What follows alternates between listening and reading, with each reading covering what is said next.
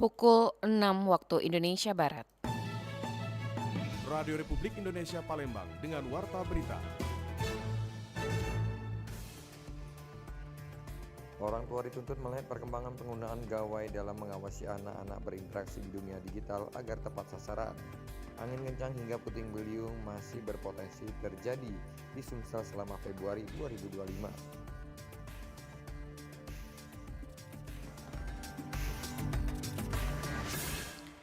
Itulah di antara informasi yang kami hadirkan pagi ini, edisi Rabu 12 Februari 2025, yang dihimpun tim redaksi RRI Palembang. Bersama saya Dela Wawi, inilah Warta Berita selengkapnya.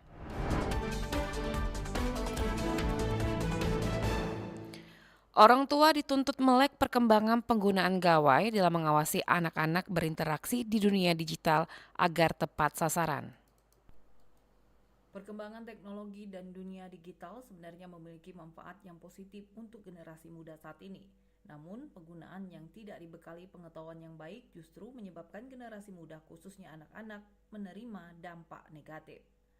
Hal tersebut disampaikan penggiat literasi digital Universitas IGM Palembang Isabella saat ditanya upaya dalam menghilangkan pornografi di kalangan anak-anak menyusul laporan Kementerian Komunikasi dan Digital Komdigi Indonesia masuk dalam 4 besar kasus pornografi anak di dunia. Menurut Isabella, hal yang pertama dilakukan harus dimulai dari keluarga, dalam hal ini orang tua. Dimulai dari pendidikan seks yang harus diberikan pada anak secara bijak. Kemudian kontrol dan pembatasan orang tua pada gadget anak-anak yang juga mengharuskan orang tua melek pada dunia teknologi dan digital. Dan kemudian komunikasi antara orang tua dan anak-anak yang harus dilakukan sesering mungkin. Sementara itu, untuk pemerintah, Isabella berharap pemerintah harus terus melakukan pemblokiran pada situs-situs yang berbau negatif, tidak hanya pornografi, juga termasuk kegiatan ilegal seperti pinjol dan judi online. Karena itu perlu sekali kontrol parental kontrol gitu ya. Sekarang kan sudah banyak aplikasi yang bisa digunakan untuk mengontrol anak-anak kita menggunakan perangkat elektronik. Dia sedang buka aplikasi apa, dia sedang main game apa gitu. Itu kan harus betul-betul diterapkan gitu, atau kita melakukan pembatasan kepada anak-anak dalam penggunaan media-media digital seperti handphone, tablet, laptop dan sebagainya. Di samping itu juga komunikasi antar orang tua yang perlu dibangun dan diedukasi. Baru-baru ini sekolah saya lihat sudah mulai menerapkan edukasi seksual gitu ya. Jadi ketika saya tanya, Isabella mengakui persoalan pornografi anak-anak di Indonesia cukup kompleks, tidak hanya melibatkan Kementerian Komunikasi dan Digital, namun juga kampanye kesadaran publik terhadap konten berbau pornografi harus terus disampaikan, baik itu kepada orang tua, tenaga pendidik, dan berbagai pihak lainnya. RRI Palembang, Nova Ariana melaporkan terus mengudara untuk Indonesia. Sementara itu, founder Yayasan Peduli Anak Lentera Kirana, Zella Afrilia menekankan pentingnya pengawasan orang tua terhadap konten pornografi yang dapat diakses anak-anak. Menurutnya, akses terhadap konten tersebut dapat berdampak buruk pada perkembangan fisiologis dan mental anak. Orang tua perlu secara aktif berkomunikasi dengan anak dan menjelaskan bahaya internet yang dapat mereka akses. Zella juga mengingatkan orang tua untuk memanfaatkan fitur pengawasan di perangkat elektronik seperti memblokir situs dewasa untuk menjaga anak-anak dari paparan konten yang tidak pantas. Kalau yang pertama kan sebagai orang tua melihat konten-konten pornografi buat anak-anak kan pasti ada rasa khawatir ya. Rasa khawatir, apalagi masih anak-anak udah bisa akses yang namanya konten pornografi. Itu kan dampaknya bisa langsung ke psikologis ya dalam perkembangan mental anak. Jadi dari orang tua untuk membatasi hal tersebut, yang pertama sering komunikasi dulu terhadap anak ya.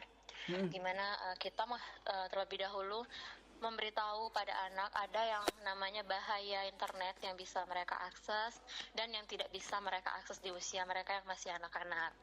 Kemudian sekarang kan udah teknologi kan udah semakin canggih, kita bisa menggunakan fitur-fitur yang udah ada di handphone untuk mengawasi apa yang bisa anak kita buka. Kita bisa langsung blokir aja untuk situs-situs dewasa yang kayak gitu yang untuk anak-anak. Ditambahkan Zella, dengan teknologi yang semakin canggih, orang tua seharusnya lebih cerdas untuk melindungi anak-anak dari akses konten yang berbahaya dan menilai kurangnya pengawasan dari pemerintah sebagai faktor yang memungkinkan konten pornografi masih dapat diakses secara bebas di internet serta mengkritik iklan-iklan dewasa yang sering muncul di berbagai platform. Pendengar, berikut kita dengarkan tanggapan masyarakat. Selamat pagi, saya Fajar dari Jakabaring. Banyak orang percaya bahwa anak-anak perlu diberikan ruang untuk berdialog dan berbagi pengalaman mereka dengan orang tua ataupun guru. Dengan komunikasi yang terbuka, anak akan merasa lebih nyaman bertanya atau melaporkan hal-hal mencurigakan yang mereka temui di internet. Dengan begitu, mereka tidak akan mencari informasi dari sumber yang salah dan beresiko. Sekian, terima kasih. Selamat pagi, saya Doli dari Bukit. Masyarakat menilai bahwa orang tua ini memiliki peran utama dalam melindungi anak dari bahaya pornografi di internet. Serta pendampingan saat anak mengakses internet sangat penting untuk memastikan mereka tidak terpapar konten yang tidak pantas. Selain itu, orang tua perlu memahami teknologi yang digunakan anak agar bisa memberikan arahan yang tepat dan mengontrol akses mereka ke dunia digital. Sekian dari saya, terima kasih. Saya Yoga Pratama, saya dari Pelaju. Jadi kasus pornografi anak di Indonesia yang masuk 4 besar dunia itu jelas sangat mengkhawatirkan ya. Hal ini menunjukkan bahwa masih lemahnya pengawasan digital, kurangnya edukasi, serta rendahnya kesadaran hukum di masyarakat.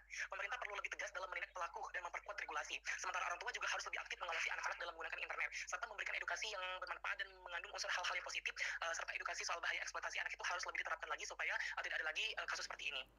Untuk membahas lebih jauh terkait kasus pornografi pada anak, berikut kita ikuti wawancara singkat Rian Apridani bersama Komisioner Komisi Perlindungan Anak Sumatera Selatan, Abdul Latif.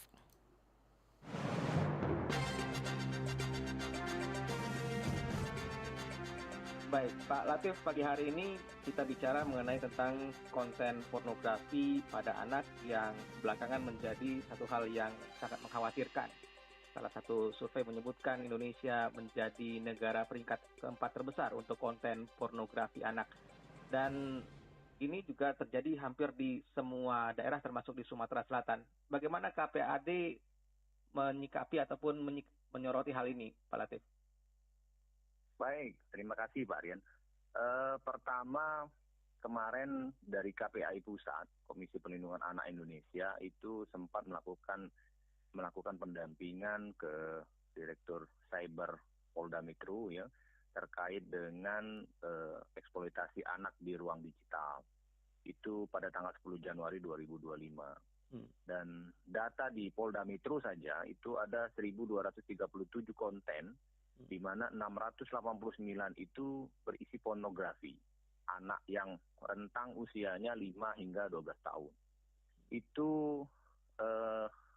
angka yang muncul dari mungkin secara pusat ya yang ada di Jakarta. Nah, kalau kita turunkan ke bawah di posisi Provinsi Sumatera Selatan sendiri, sebenarnya memang ketika kami KPAD atau Komisi Perlindungan Anak Provinsi ini dilantik tahun 2023, itu sempat ada yang viral itu Pak Rian ketika ada kasus eksploitasi anak atau kasus pornografi anak yang kalau tidak salah di Empat Lawang atau di Lahat gitu yang membukanya bahkan NGO dari Amerika. Nah, berkoordinasi dengan Barreskrim Mabes Polri. Kejadiannya lokus deliktinya ternyata ada di Provinsi Sumatera Selatan. Itu yang menonjol ketika kami baru dilantik. Kemudian ada juga kasus ketika ada kemarin yang viral pembuatan konten anak yang sedang melakukan onani. Nah, itu juga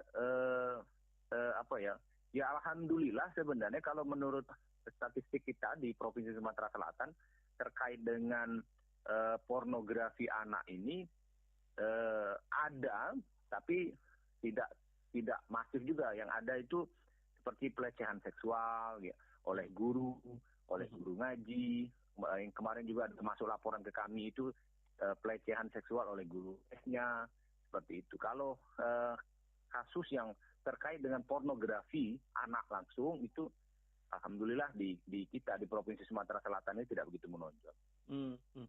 Baik, kita coba lebih tajam lagi menyoroti soal konten pornografi di media digital, di media sosial khususnya, Pak Latif.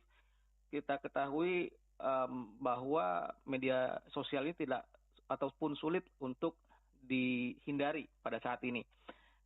Kira-kira apa yang harus dilakukan segera? Apakah memang kita perlu melakukan gerakan secara masif untuk membatasi media sosial seperti beberapa negara yang sudah memberlakukan peraturan bagi anak-anak tidak bisa mengakses media sosial dalam usia tertentu? Apakah kita perlu seperti itu, Pak Latif?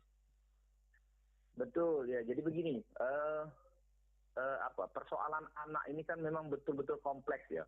Ini baru dari satu sisi yang sangat angkanya juga sangat fantastis juga terkait dengan pornografi. Di dalam kasus pornografi ini kita bisa melibatkan lembaga sensor film, kemudian tim cyber kalau dari kepolisian untuk melakukan patroli cyber.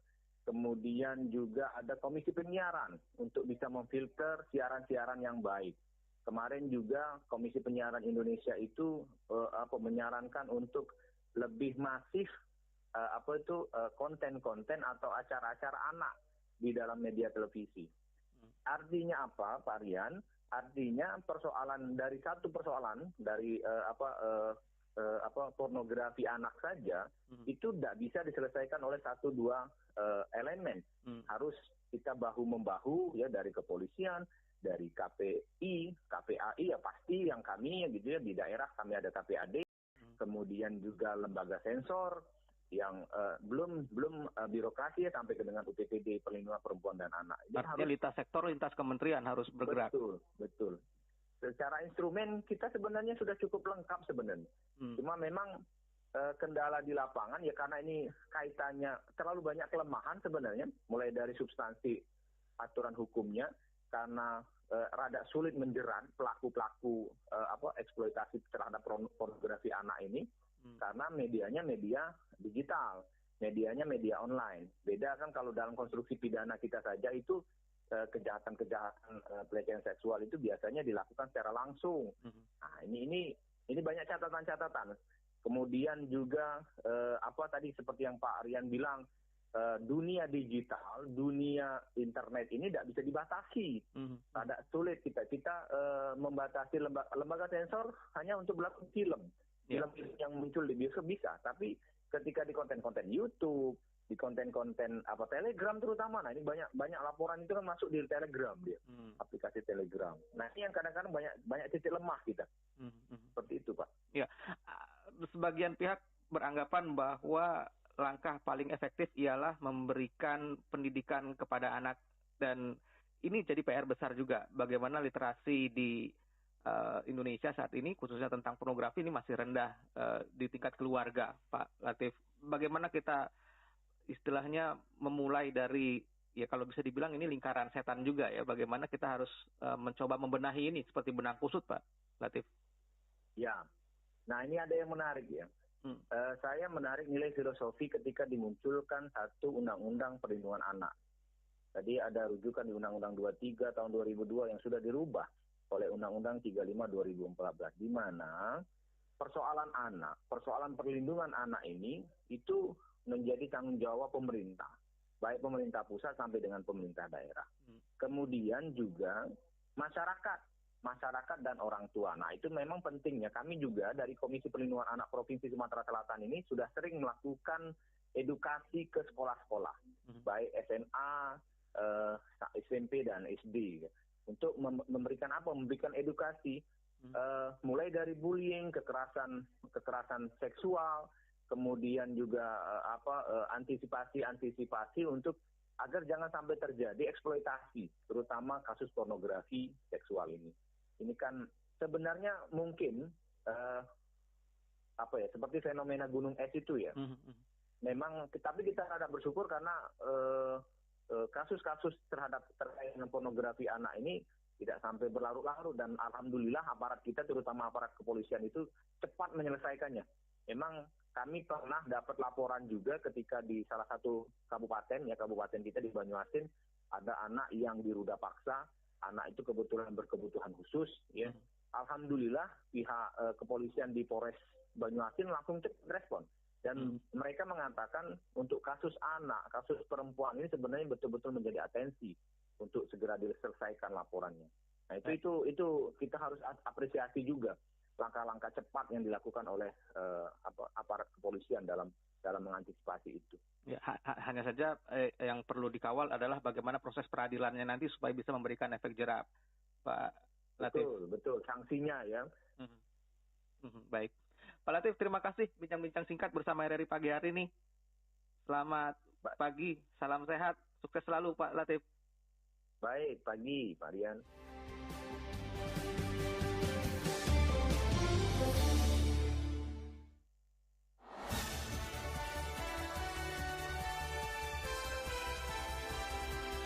Warta Berita Radio Republik Indonesia Palembang.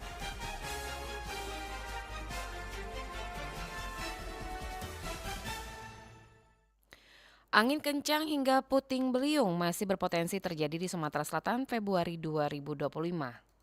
Hujan dengan intensitas tinggi beserta ancaman angin puting beliung masih berpotensi terjadi di wilayah Sumatera Selatan, dikatakan Kabid Rehabilitasi BPBD Sumatera Selatan Ansori. Ancaman hujan dengan puting beliung ini sendiri dapat terjadi merata di wilayah Sumatera Selatan. Namun yang besar berpotensi adalah wilayah dengan memiliki dataran tinggi ataupun perairan seperti danau dan sungai. Dapat menimbulkan angin puting beliung. Artinya di mana saja ini bisa terjadi, entah itu di dataran tinggi ataupun dataran rendah. Biasanya wilayah-wilayah dengan kondisi permukaan air yang cukup banyak, misalnya danau ataupun sungai, karena perbedaan tekanan tersebut. Artinya di mana saja ini bisa terjadi untuk wilayah Sumatera Selatan. Selain ancaman puting beliung maupun intensitas hujan yang cukup tinggi, BPBD Sumatera Selatan juga menghimbau bagi masyarakat yang tinggal di bantaran sungai untuk tetap mewaspadai ancaman banjir bandang akibat intensitas hujan yang tinggi beserta luapan air sungai. Dari Palembang, Sumatera Selatan, Aditya melaporkan.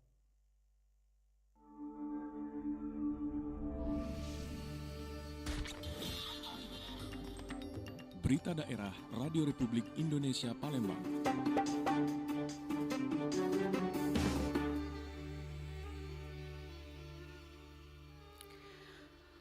Pelantikan pasangan wali kota dan wakil wali kota Palembang terpilih dijadwalkan berlangsung di Jakarta 20 Februari mendatang. DPRD Kota Palembang menggelar rapat paripurna kelima masa persidangan kedua. Kemarin, agenda utama rapat tersebut adalah pengumuman hasil penetapan pasangan wali kota dan wakil wali kota Palembang terpilih untuk periode tahun 2025 hingga tahun 2030. Sebelumnya, Komisi Pemilihan Umum Kota Palembang telah menetapkan Ratu Dewa dan Prima Salam sebagai pasangan yang akan memimpin Palembang selama 5 tahun ke depan. Ketua DPRD Kota Palembang, Ali Subri, menegaskan bahwa pihaknya meminta wali kota dan wakil wali kota terpilih lebih selektif dalam menunjuk kepala dinas dan pihaknya berharap mereka memilih sosok yang benar-benar memiliki kompetensi di bidangnya agar pembangunan dan pelayanan publik bisa berjalan maksimal. Memang penetapan wali kota hari ini memang ada ketentuan dari KPU. Pak KPU menetapkan diparipurnakan di DPRD Kota Palembang. Penetapan hari ini diparipurnakan harus.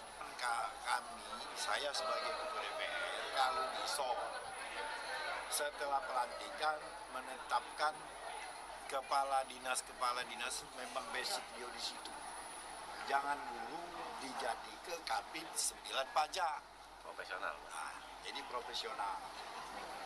Itu baik cuma pesan dari kami, Dewa. Sementara itu, Ratu Dewa dan Prima Salam menyampaikan bahwa setelah dilantik, mereka akan segera merealisasi program-program yang telah dirancang. Pihaknya juga akan menyinkronkan program dengan pemerintah pusat, infrastruktur, air bersih, kesejahteraan masyarakat, serta pendidikan menjadi prioritas utama. Kami sudah diskusi dengan Adinda Prima Salam. Tentunya kita juga punya tim transisi mensinkronisasi terhadap program-program EDPS kemarin. Ada 5 pendekatan kemarin, tidak perlu kami jelaskan lagi secara detail. Bagi kami harus action, kami harus kerja keras. Pertama, program pemerintah pusat, Bapak Prabowo, ini harus kami laksanakan. Semuanya harus kami laksanakan. Terus ada beberapa kebijakan, kami tidak bisa bekerja sendiri. Kami butuh sinergi dengan Forkominda, dengan masyarakat, tokoh agama khususnya dengan DPRD, sehingga program ini bisa bersendiri buat kami. Pelantikan pasangan wali kota dan wakil wali kota Palembang terpilih dijadwalkan berlangsung di Jakarta tanggal 20 Februari tahun 2025. Lamsi Harsilitonga melaporkan. Penemuan sumber migas di Sumur Tedong 001 yang berada di Sulawesi Tengah diprediksi dapat menambah pasokan energi dalam jangka waktu minimal 15-20 tahun ke depan. PT Pertamina Hulu Energi selaku subholding upstream Pertamina berhasil menemukan potensi sumber daya minyak dan gas di Sumur Tedong atau TDG 001 yang berada di area kecamatan Mamo Salatu, Kabupaten Morowali Utara, Sulawesi Tengah. Hal tersebut disampaikan Direktur Eksplorasi PHE Muharam Jaya Pangureseng. Muharam mengatakan pengeboran Sumur Tedong TDG 001 merupakan rangkaian pengeboran di frontier area sekaligus pengembangan ekonomi kawasan Indonesia Timur setelah sebelumnya juga dilaksanakan pengeboran di beberapa sumur. Pengeboran eksplorasi ini untuk membuktikan potensi sumber daya migas dari Batu Gamping, Formasi Minahaki, dan Tomori. Sumur yang dibor secara vertikal ini memiliki kedalaman 2.400 meter MD dan setelah diuji, alir kandungan lapisan terbukti memiliki tebal kolom hidrokarbon 163 meter, rate 15 juta kaki kubik per hari, atau 185 barrel BCFD. Tetapi masih ada sekitar 192 MBOE yang masuk kategori 3C. Saya harus appraisal di situ supaya ini berubah menjadi cadangan juga.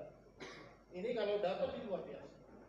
Kemudian kemarin yang ada di PTC, kalau kita perhatikan, ini kita mendapatkan recoverable-nya adalah 140 MBOE. Tahun-tahun, puluhan tahun kita nggak pernah dapat kayak gini. Kita dapat lagi 2 sumber ini. Itu adalah dengan tadi, dengan konsep-konsep baru. Muharam berharap temuan ini dapat menambah pasokan energi dalam jangka minimal 15-20 tahun ke depan untuk mendukung kebutuhan industri di wilayah tersebut dan Indonesia pada umumnya. Rocky Pratama melaporkan. Sekian warta berita produksi Radio Republik Indonesia Palembang. Sebelum berpisah kami sampaikan kembali topik berita aktual pagi ini, diantaranya orang tua dituntut melek perkembangan penggunaan gawai dalam mengawasi anak-anak berinteraksi di dunia digital agar tepat sasaran. Angin kencang hingga puting beliung masih berpotensi terjadi di Sumatera Selatan selama Februari 2025. Mewakili kerabat kerja yang bertugas, saya Dela Wawi, undur diri dan sampai jumpa.